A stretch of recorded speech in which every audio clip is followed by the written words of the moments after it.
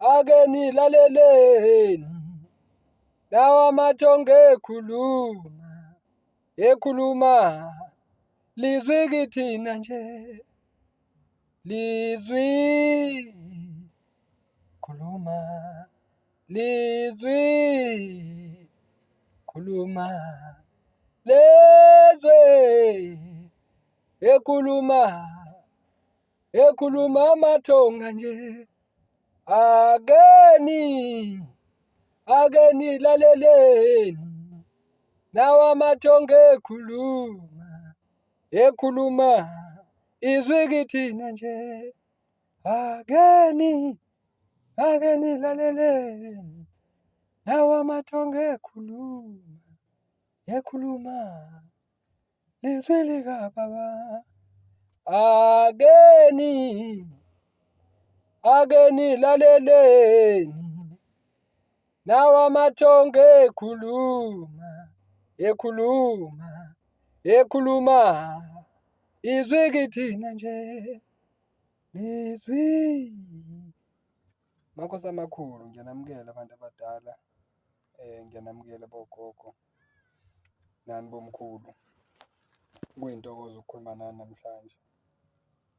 Kulo suku lanamhlanje ngithi anginamukele kuMakhosi Onke TV, okula sikhipha khona amavidiyo nemiqoshiswano ngesiletha phela ekhaya. Nganzi umsamo, nginganimosheli kakhulu isikhathi. Namhlanje umkhulu Phila uzokhuluma ngenye yenkulumo ephinde ixhumanise isimo sesithunywa. So basically namhlanje ngizokhuluma ngama-spiritual garments, because we've got a lot of spiritual garments of which I have to now try and explain furthermore again, ukuthi how do we fit in Tina on these spiritual garments that are being shown in our dreams and visions.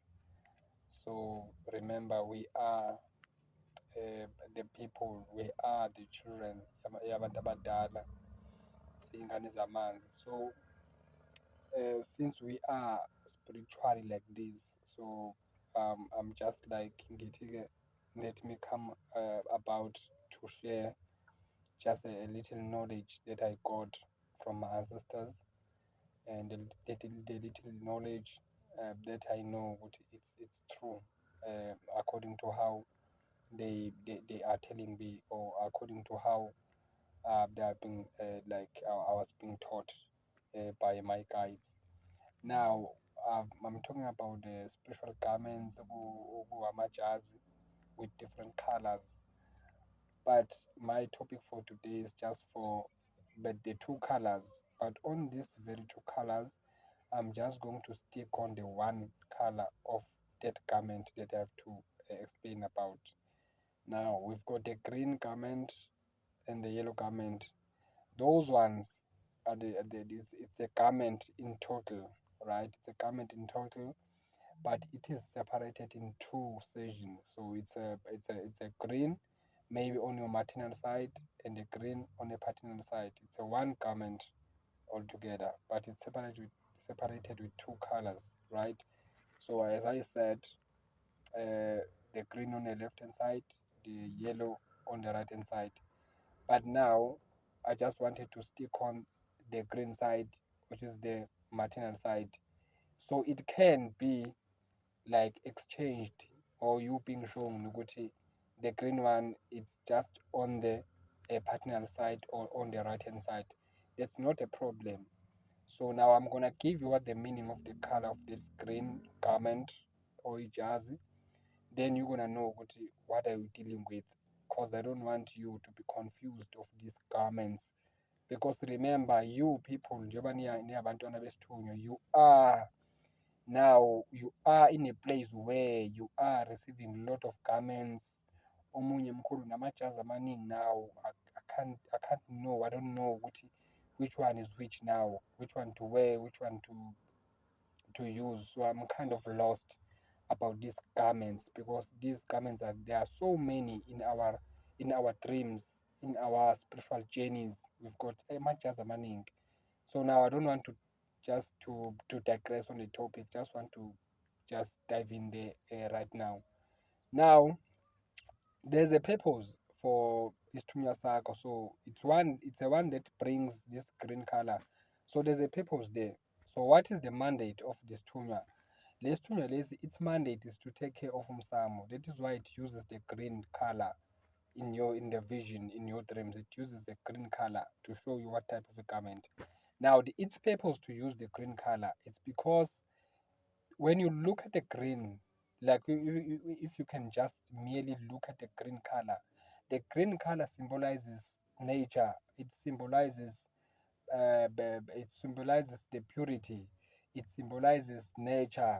It symbolizes the life, the power of life. It symbolizes growth.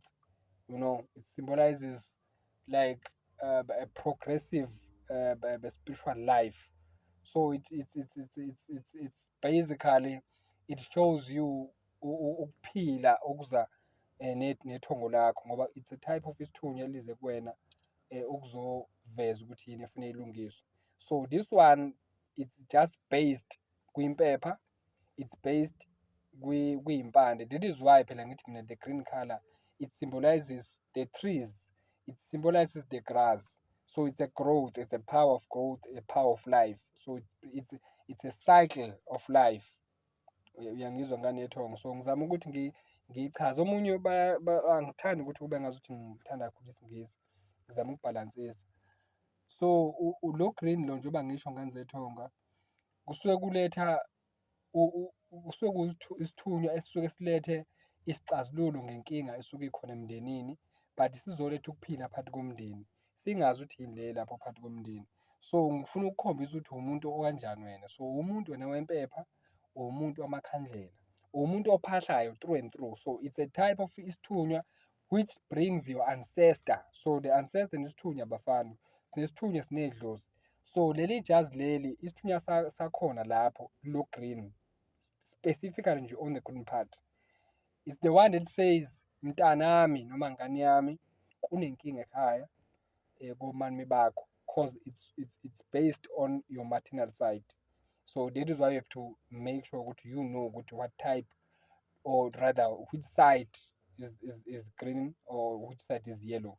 So the green part on this case, it's on the maternal side, which is on the left hand side. Now ngizama ukuchaza lapho ukuthi leso sithunywa leso isithunywa wena, ukuthi wena umuntu wempepha, umuntu weyimpande, umuntu weyimpande wamagobongo, umuntu omiselwe iyimpande ngendlela yakubo, ngendlela akufuna ngabo komami bakhe. So wena umuntu okuyena into yokuqala, umuntu womsamo wena. Njengoba ngisho umkhulu uphile kuhlezi echaza ukuthi you are the walking altar yabantu abadala. Umuntu womsamo wokuqala uwena, kube umsamo wesibili lo osey'ndongeni. So kusho ukuthi wena imandate yakho ukuthi you take care of umsamo ngayo yonke indlela. But umsamo wakhona uhamba nempepha, uhlukani nayo impepha, amakhandlela nemithi, ngoba kuningi kuhlukene kakhulu. So wena umuntu okanjalo-ke. Ma ukuthi umuntu navele osekhaya komalume ozalule khona, umuntu futhi omdala wena, okuwena oshisa impepho ekhaya, kusuke ku-right kakhulu lapho, ngoba uwena uzoshisa impande, uwena uzohlanisa iy'mpande noma uzohlanisela iy'mpande, kugezeke iy'gceke, wena negceke, ngoba kuphethe ku-two, ukugeza wena negceke lasekhaya. Now ngifuna ukuthi ngiye ngala, ngoba iningi lethu thina imindeni yethu isilahlile. So omunye uzobuza, mkhulu mina ngenza kanjani? Kuyakwazi ukuthi kwenzeke nganzethongo, njengoba ngisho ukuthi idlozi lihamba nomuntu, ngiyangizwa nganzumsamo. Uma lihamba nomuntu, uyakwazi ukuthi ugeze idlozi ungayile ekhaya, ngoba uthole ukuthi ekhaya vele ukhishwe inyumbazane, ekhaya sekwashona wonke umuntu, akusekho muntu. Abantu abadala, they don't have a problem with that. Abantu abadala bahlaniphile.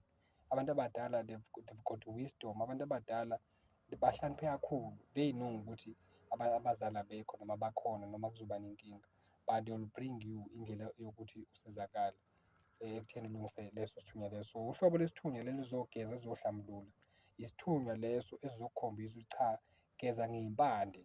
Kufuneka iy'mpande la ugeze ngazo, uhlambulule ngazo, ngoba kusuke kukhona izinto ey'ningi ezikhona lapho.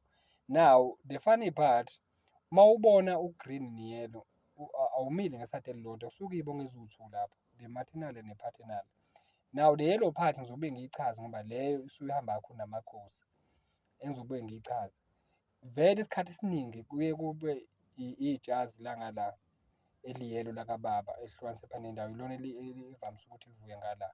But ngifuna ukukhombisa ukwenzakalani mina ngathi sengibagezile komalume sengibahlambululile ngempande, uyangizwa. Mase ngibahlambululile ngikhumbula kahle ngoba phela mina angizalelanga emshadweni. Mangibahlambululile abantu abadala baliveze ijazi, vele base belivezile bengikhombisa ukuthi kufuneka kube nje ngakwenza lokho. Then makuhambe isikhathi ukhala wasushintsha, lo yellow lo wabuya waza ngala kumalume, lo green wabuya waya ngala kababa. Mangibuza bathi hhayi sekushintshile, usubagezile abakomalume bakho, usugeza abakababa bakho manje, yiko lo green manje usushintshile waya ngala on your paternal side. Bageze kanje abakababa. Bengingazi-ke mina ukuthi idlozi ligezwa ngendlela ehlukene abakomalume nabakababa ngoba usuke ungazi ukuthi ikuphi okubakhubazile. Remember, we are talking about two sides. They are separate like this. You are here because they brought you ngokuthi bakuzale, but they are separate like this. Yingakho phela idlozi hamba mehlanganiswe nesithunywa sihlanganiswe ngoba ba-separate kanje. Ngiyangizwa nganze idlozi, akubona abantu bandawonye ngesimo sokuthi bahlangane kube khona wena. Ngiyangizwa nganze thongo. So kubalulekile ukuthi nginiphe lolo lwazi lolo, ungaziboni usudideka, nibone la majazi enu ingabe nisazi nizoyenze njani. Uyelo wamakhosi ngabuye ngiwuchaze ngelinye ilanga, kodwa lo green uwumuntu wempande, umuntu wempepha, uwumuntu wena ofuneke ushisa amakhandlela through and through. So umuntu wempande nje wena through and through. Le mpande engikhuluma ngazo, it's not like iy'mpande zokuthi mhlawumbe iy'mpande zokuganga, cha. Le mpande lezi za-green, ijazi le-green, iy'mpande zokuyolungisa. Lihle nje iqiniso, mase kuvele lelo jazi kusuke kuvele kufuneka uthole iy'mpande zokulungisa, kusho ukuthi khona inkinga ekhona ekhaya esingayazi ukuthi inkinga ikuphi, kodwa umuntu oyaziyo kusuke uyiloyo osuke bemkhombisela amajazi ngoba kusuke kuney'nkinga lapho uma beletha le jazi ngoba le jazi lizolungisa, lizokhulisa okungazange kukhule kahle ngendlela, lizolungisa, lizolungisa izinto zasekhaya zingazange y'lunge. So you better watch out ngane zedlozi ngala maphupho amajazi ngoba amajazi siyithola ukuthi maningi kakhulu, siqobuka iy'thunywa ey'ningi. One thing that I've read about isithunywa it's got umsebenzi omningi kakhulu. Manje sinomsebenzi omningi kakhulu, iy'thunywa ziyazalana. There's something that I've just noticed on my journey ukuthi iy'thunywa ziyazalana. Uzobona sekuvela u-white, ubona sekuvela u-green, ubona sekuvele leyo black and white yamakhosi, ubona sekuvele u-purple. So kuyahlukana kaningi. So iy'thunywa ziyazalana, libe lizalana kancane kancane. Uzobe kuphusa amajazi ulithole kuhambe leli, bakunikeze elinye kuphume elinye, ziyazalana kanjalo. So isithunywa siyakhula kumuntu. Yingakho nawe phela uma usesemncane uvele usukuma uhambe, uqala ucathuze kancane kancane ugcine usuhamba. Ngelanga uhamba akekho omtshela ukuthi uyahamba, uvele usuma uyihambela. So that's how isithunywa works. So siqala sisincane kahle, sikhule kahle nawe. That is why soshintsha okhala ngokhala until kuze kufike la ufuna ufike khona. Ngiyangizwa ngane zedlozi. So kubalulekile ukuthi nazi amajazi ukuthi awani.